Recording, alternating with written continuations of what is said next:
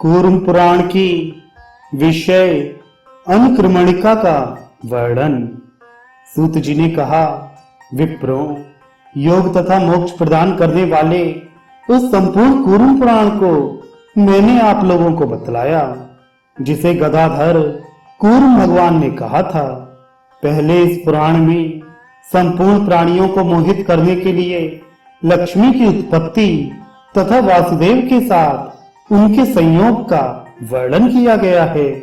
तदनंतर प्रजापतियों की सृष्टि, वर्णों के धर्मों और उनकी वृत्तियों का वर्णन तथा धर्म, अर्थ, काम एवं मोक्ष के शुभ लक्षणों का यथावत वर्णन किया गया है। इसमें पितामह ब्रह्मा, विष्णु तथा धीमान महेश्वर के एकत्व, पृथकत्व और वैशिष्ट्य का वर्णन किया गया है। भक्तों के लक्षण तथा सुंदर सदाचार को कहा गया है। साथ ही वर्णों तथा आश्रमों के लक्षणों को शास्त्रानुसार बतलाया गया है। तदनंतर आदि सर्ग, पुनः 7 आवरण युक्त ब्रह्मांड का वर्णन हुआ है। मुनि श्रेष्ठों, फिर हिरण्यगर्भ सर्ग कहा गया है। काल गणना का विवरण, ईश्वर का महात्म्य, ब्रह्मा का जल में शयन तथा भगवान के नामों की निरुक्ति का वर्णन हुआ है। विष्णु द्वारा वराह शरीर धारण कर पृथ्वी के उद्धार करने का भी इसमें वर्णन हुआ है। तदनंतर पहले मुख्य सर्ग और पुनः मुनि सर्ग बताया गया है।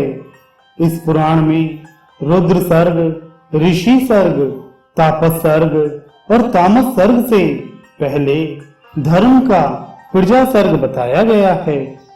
ब्रह्मा एवं विष्णु के विवाद और परस्पर एक दूसरे के देह के अंतर्गत प्रविष्ट होने, ब्रह्मा के कमल से उत्पन्न होने और धीमान देव ब्रह्मा के मोह का इस पुराण में वर्णन हुआ है। तत्पश्चात ब्रह्मा द्वारा महेश का दर्शन करने, विष्णु द्वारा कहे गए उनके महात्म्य और परमेष्ठी ब्रह्मा को दिव्य दृष्टि प्रदान करने का वर्णन हुआ है। परमेष्ठी ब्रह्मा द्वारा देवादिदेव महेश्वर की स्तुति, प्रसन्न होकर गिरीश द्वारा अनुग्रह तथा वर प्रदान करने का भी वर्णन हुआ है। विष्णु के साथ महात्मा शंकर के संवाद, पिनाकी द्वारा वर प्रदान करने और उनके अंतर्धान होने का वर्णन हुआ है।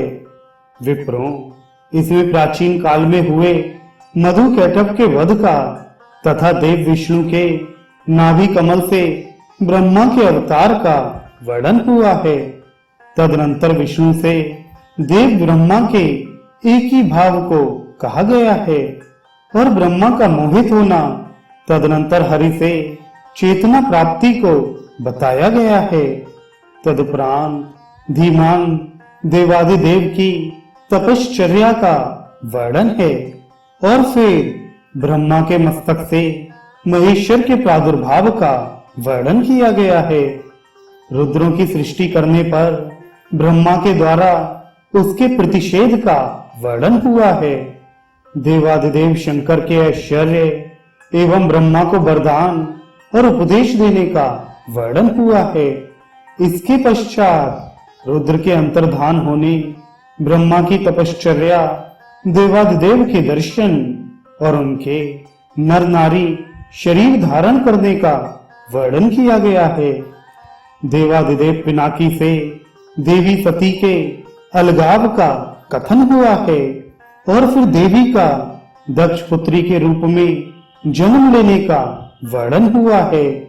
देवी की हिमवान की पुत्री होना और उनके महात्म्य का वर्णन किया गया है तथा उनके दिव्य रूप के दर्शन और विश्व रूप के दर्शन का वर्णन हुआ है।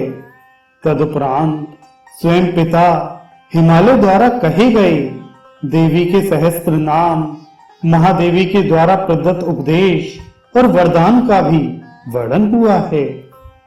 भृगु आदि ऋषियों का प्रजा सर्ग, राजाओं के वंश का विस्तार, दक्ष के प्रचेता के पुत्र होने और दक्ष यज्ञ विध्वंस का वर्णन हुआ है। मुनि श्रेष्ठों, तदनंतर दधीच और दक्ष के विवाद को बतलाया गया है। फिर मुनियों के श्राप का वर्णन हुआ है। तदुपरांत रुद्र के आगमन एवं अनुग्रह और उन पिनाकी रुद्र के अंतर्धान होने तथा दक्ष की रक्षा के लिए पितामह द्वारा उपदेश करने का वर्णन हुआ है।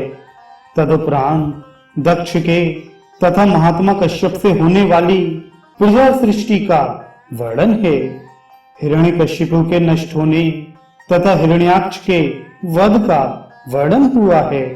इसके बाद देवदारू वन में निवास करने वाले मुनियों की श्राप प्राप्ति का कथन है। अंधक के निग्रह और उसको श्रेष्ठ गणपत्य पद प्रदान करने का वर्णन हुआ है। तदनंतर प्रहलाद के निग्रह, बलि के बांधे जाने, त्रिशूली शंकर द्वारा बाणासुर के निग्रह और फिर उस पर कृपा करने का वर्णन हुआ है। इसके पश्चात ऋषियों के वंश का विस्तार तथा राजाओं के वंश का वर्णन हुआ है और फिर स्वेच्छा से वसुदेव के पुत्र के रूप में हरि विष्णु की उत्पत्ति का वर्णन है। उपमन्यु का दर्शन करने और तपश्चर्या करने का वर्णन है। तत्पश्चात अंबा सहित त्रिलोचन महादेव का दर्शन कर वर प्राप्त करने का वर्णन हुआ है। तदनंतर कृष्ण का कैलाश पर जाने और वहां निवास करने का वर्णन है। फिर द्वारवती निवासियों के भयभीत होने का वर्णन है। इसके बाद महाबलशाली शत्रुओं को जीतकर गरुड़ के द्वारा द्वारका वासियों की रक्षा करने नारद आगमन और गरुड़ की यात्रा का वर्णन हुआ है। तदनंतर कृष्ण के आगमन, मुनियों के आने और विष्णु द्वारा नित्य किए जाने वाले शिवलिंगार्चन का वर्णन है। तदुपरांत मुनि मार्कंडेय जी द्वारा लिंग के विषय में प्रश्न करने तथा वसुदेव द्वारा लिंगार्जन के प्रयोजन और लिंगी शंकर के लिंग के स्वरूप का निरूपण हुआ है। मुनि श्रेष्ठों, फिर ब्रह्मा तथा विष्णु के मध्य ज्योतिर्लिंग के आविर्भाव तथा उसके वास्तविक स्वरूप का वर्णन हुआ है। तदुपरांत उन दोनों के मोहित होने तथा लिंग का परिमाण जानने के लिए ऊर्ध्वलोक एवं अधोलोक में जाने, पुनः परमेष्ठी देवादिदेव महादेव की स्तुति करने और उनके द्वारा अनुग्रह प्राप्त करने का वर्णन हुआ है। द्विजोत्तमों, तदनंतर लिंग के अंतर्धान होने और फिर सांब तथा अनिरुद्ध की उत्पत्ति का वर्णन हुआ है। तदुपरांत महात्मा कृष्ण का अपने लोक जाने का निश्चय, ऋषियों का द्वारका में आगमन, कृष्ण द्वारा उन्हें उपदेश तथा वरदान देने का वर्णन हुआ है। इसके अनंतर कृष्ण का स्वधाम गमन, अर्जुन द्वारा कृष्ण द्वैपायन का दर्शन एवं उनके द्वारा कहे गए सनातन युग धर्मों का वर्णन हुआ है। आगे अर्जुन के ऊपर व्यास द्वारा अनुग्रह और पराशर पुत्र अद्भुत कर्मा व्यास मुनि का वाराणसी में जाने का वर्णन है। तदुपरांत वाराणसी का महात्म्य, तीर्थों का वर्णन, व्यास की तीर्थ यात्रा और देवी के दर्शन करने का वर्णन है। साथ ही देवी द्वारा वाराणसी से व्यास के निष्कासन और वरदान देने का वर्णन हुआ है। ब्राह्मणों, तदनंतर प्रयाग का महात्म्य, पुण्य क्षेत्रों का वर्णन, तीर्थों का महान फल और मार्कंडेय मुनि के निगमन का वर्णन है। इसके पश्चात भुवनों के स्वरूप, ग्रहों तथा नक्षत्रों की स्थिति और वर्षों तथा नदियों के निर्णय का वर्णन हुआ है। पर्वतों तथा देवताओं के स्थानों, द्वीपों के विभाग तथा श्वेत द्वीप का वर्णन किया गया है। तदनंतर वर्णों और आश्रमों के सदाचार, प्रायश्चित विधि, रुद्र के कपाली होने और उनके भिक्षा मांगने का वर्णन हुआ है। द्विजों, इसके बाद पतिव्रता के आख्यान, तीर्थों के निर्णय और मंकड़क मुनि के निग्रह करने का उल्लेख हुआ है। ब्राह्मणों, तदनंतर संक्षेप में काल के वध और शंकर तथा विष्णु के देवदारू वन में प्रवेश करने का उल्लेख है। 6 कुलों में उत्पन्न ऋषियों द्वारा धीमान देवादिदेव के दर्शन करने और महादेव द्वारा नंदी को वरदान देने का वर्णन हुआ है। इसके बाद नैमित्तिक प्रलय कहा गया है और फिर आगे प्राकृत प्रलय एवं सबीज योग बतलाया गया है।